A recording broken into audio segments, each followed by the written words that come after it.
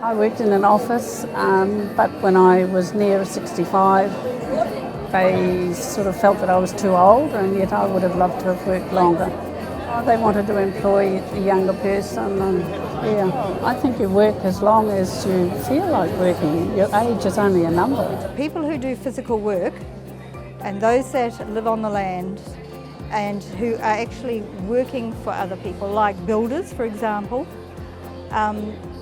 they can't do it. You know, by the time they're 60, they need to retire because physically they're burnt out.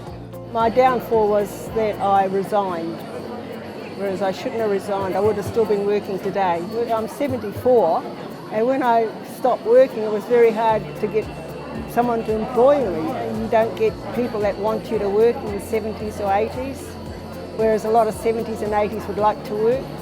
I personally think I shouldn't be retired at 74.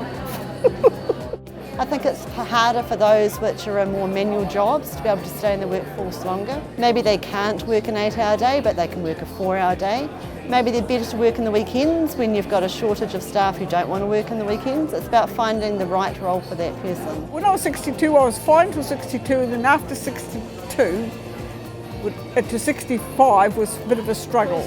The work that I was doing was quite arduous and my hearing was going. The type of work, I'm a physical worker, so I didn't really want to run the risk of doing damage to the body. But financially I was able to. And that's what life is about, having options. Got to have options.